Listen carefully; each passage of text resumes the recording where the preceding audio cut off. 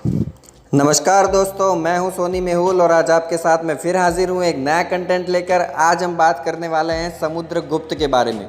आज मैं इस वीडियो में आपको समुद्रगुप्त के बारे में पूरा इतिहास बताऊंगा, तो बने रहिए मेरे साथ इस वीडियो में। इस वीडियो को बिल्कुल भी स्किप मत करिएगा और अगर अब तक आपने मेरे चैनल को सब्सक्राइब नहीं किया है तो सब्सक्राइब करें, लाइक करें और बहुत ही ज़्यादा शेयर करें। तो आइए जानते हैं समुद्रगुप्त के बारे में। समुद्रगुप्त वंश का महान, योग्य तथा प्रतापी शासक था। समुद्रगुप्त का इतिहास युद्ध विजयों से भरा हुआ है। उसने अपने पिता चंद्रगुप्त प्रथम से छोटा साम्राज्य प्राप्त किया और युद्ध विजय के बाद विशाल साम्राज्य में उसने परिवर्तित कर दिया था। समुद्रगुप्त कुशल सेनापति था, इसलिए उसने दिग्विजय का सपना पूर्ण किया।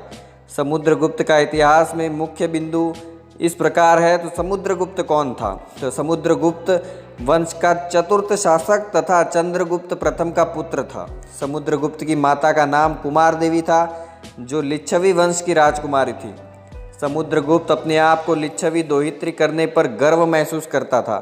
समुद्रगुप्त अपने पिता के समान ही महत्वाकांक्षी और एक वीर शासक था, जिसकी विजयों और जीवन संबंधित घटनाओं का उल्लेख शिलालेख, स्तंभलेख, मुद्राओं तथा साहित्यिक ग्रंथों से प्राप्त होता है।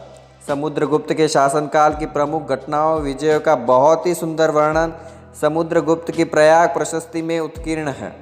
ये प्रयाग प्रशस्ति समुद्रगुप्त के राजकवि हरिशेन के द्वारा की गई थी, जिसे समुद्रगुप्त की आत्मकथा भी कहा जाता है। समुद्रगुप्त एक महान योद्धा, कुशल सेनापति और एक योग्य राजकुमार था, इसलिए चंद्रगुप्त प्रथम ने समुद्रगुप्त को ही गुप्त साम्राज्य का शासक बनाया था, जबकि स्मिथ ने भी समुद्रगुप्त को भारतीय नेपोलियन की संज्ञा दी थी।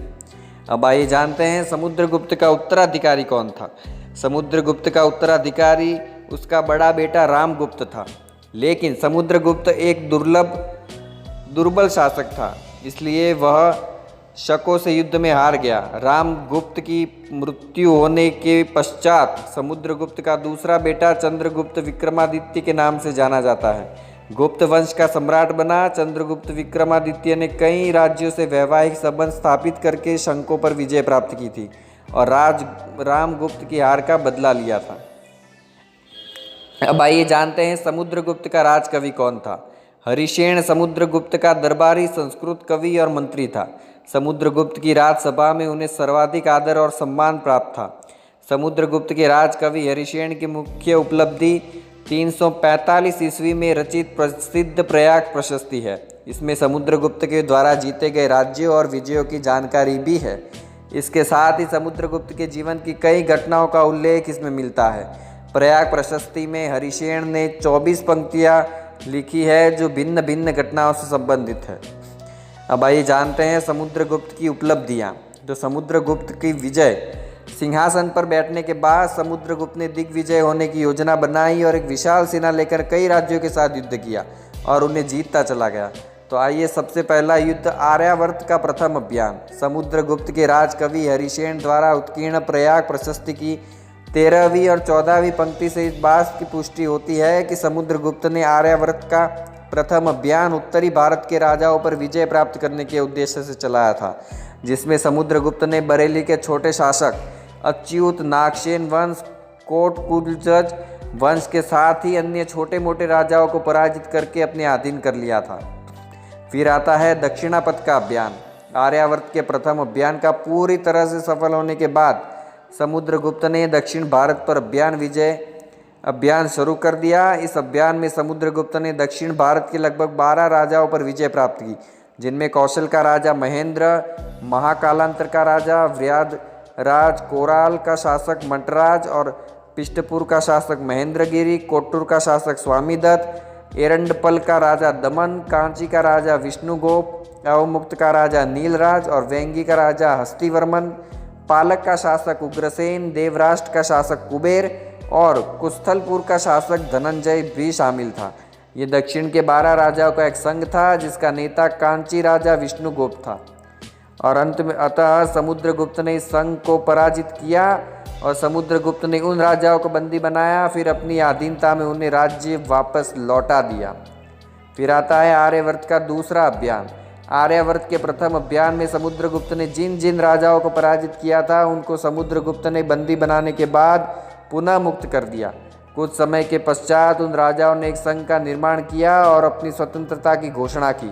इस संघ में उत्तर भारत के 9 राज्य शामिल थे। इन सभी राजाओं ने समुद्रगुप्त के विरोध में सिर उठाना शुरू कर दिया। इसलिए इन राजाओं के विरोध का दमन करने के लिए समुद्रगुप्त ने आर्यावर्त का द्वितीय अभियान शुरू किया और एक विशाल सेना लेकर 9 राजाओं के संघ से युद्ध किया, जिसमें समुद्रगुप्त पुनः विजय हुआ। राजाओं के संघ में कौसंबी का राजा रुद्रदेव, नागवंशी शासक मतिल, शासक नागदत्त, पोखरण के शासक चंद्रवर्मा, विदिशा और पद्मावती का शासक गणपतिनाथ, मथुरा का शासक नागसेन, अहिछत का शासक अच्युत, विदिशा का शासक नंदी और कामरूप का शासक बलवर्मा शामिल थे। फिर आता है आठवीं राज्यों पर विजय। तो अपनी लगातार विजयों से उत्साहित होने के बाद समुद्रगुप्त ने आठवीं राज्यों पर आक्रमण कर दिया और विजयी हुआ। प्रयाग प्रशस्ति से हुई यह पुष्टि होती है कि समुद्रगुप्त ने आठवीं राज्यों के राजाओं को अपना दास बना लिया था और आठवीं राजाओं को अपने शासन में मिला लिया। और फ्लीट करते हैं कि आठवीं राज्य उत्तर में गाजीपुर से लेकर जबलपुर तक फैले हुए थे, किंतु कुछ विद्वानों का मानना है कि आठवीं राज्यों की सीमा आर्यावर्त और पूर्वी सीमांत प्रदेशों के बीच थी। फिर आता है सीमावर्ती राज्यों पर विजय। तो समुद्रगुप्त ने अपने दिग्विजय का अभियान लगातार जारी रखा और सीमावर्ती राज्यों पर भी विजय प्राप्त की। समुद्रगुप्त ने पूर्वी सीमांत प्रदेश के 5 राज्यों, जिनमें समतट जिसकी राजधानी करमांत, डबाक ढाका के पास, कामरूप जो असम में, नेपाल का लिच्छिव वंश तथा कारतुपुर यानी कुमाऊं, गढ़वाल, रुहेलखंड शामिल से युद्ध किया और उन्हें पराजित कर दिया। इसके साथ पश्चिमी सीमांत प्रदेश, जहां पर समुद्रगुप्त ने 9 गढ़ राज्यों पर विजय प्राप्त की, जिनमें मालव, अर्जुनायन, योधेय, मद्रक, अबीर, पार्जुन, संकानिक, काक और खरपरिक शामिल थे, जिसका उल्लेख समुद्रगुप्त की प्रयाग प्रशस्ति की 12वीं और 23वीं पंक्ति से प्राप्त होता है। फिर आता है विदेशी राज्यों पर विजय। समुद्रगुप्त प्रयाग प्रशस्ति से यह भी ज्ञात होता है कि कुछ विदेशी राजाओं ने भी समुद्रगुप्त की अधीनता स्वीकार की थी। विदेशी राजाओं ने समुद्रगुप्त के दरबार में कन्याओं को उपहार स्वरूप गरुड़ मुद्रा तथा अन्य कई उपहार भेजे थे। तो विदेशी राज्य भी समुद्रगुप्त के शासन के नियमों को अपने शासनकाल में अपनाते थे, जबकि कुछ विदेशी राज्य ऐसे हैं जिसने समुद्रगुप्त के मैत्री पूर्ण संबंध थे, जिनमें प्रमुख रूप से देवपुत्र शाहानुशाही जो उत्तर पश्चिम भारत में शासन कर रहे थे, शक उत्तर भारत के थे, मुरंड अफगानिस्तान में शासन कर रहे थे, सैडल इनका शासन लंका के कुछ क्षेत्रों में था और स्वर्वद्वीप शाही पूर्वी एशिया के द्वीपों में शासन कर रहे थे। इन सभी से समुद्रगुप्त के अच्छे संबंध थे। फिर आता है उनका अश्वमेघ यज्ञ। तो समुद्रगुप्त की लगातार विजय होती गई तथा उसने अपने पिता से प्राप्त छोटे साम्राज्य को एक विशाल साम्राज्य में बदल दिया। दिग्विजय होने के कुछ समय बाद ही समुद्रगुप्त ने अश्वमेघ यज्ञ किया। इस यज्ञ के दौरान उसने स्वर्ण मुद्राएं चलाई।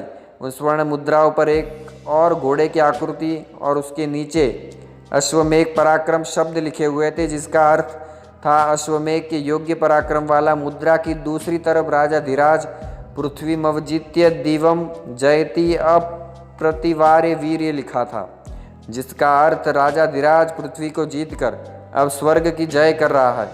उसकी शक्ति और तेज अप्रतिम है। अब जानते हैं समुद्रगुप्त के बारे में कुछ जानकारियाँ। तो समुद्रगुप्त गुप्त वंश का चौथा शासक था, जिसका शासनकाल 335 ईस्वी से 375 ईस्वी माना जाता है। समुद्रगुप्त की माता का नाम लिच्छवी कुमार देवी, जो लिच्छवी वंश की राजकुमारी थी। समुद्रगुप्त का राजकवि हरिसेन था, जिसकी मुख्य कृति प्रयाग प्रशस्ति थी, जिसमें समुद्रगुप्त की विजयों का उल्लेख मिलता है। समुद्रगुप्त एक उदार शासक तथा विष्णु का उपासक था। उसके शासनकाल में हिंदू धर्म अधिक विकसित हुआ। समुद्रगुप्त ने दिग्विजय की योजना बनाई और अपने शासनकाल में लगभग 100 से अधिक युद्ध जीते।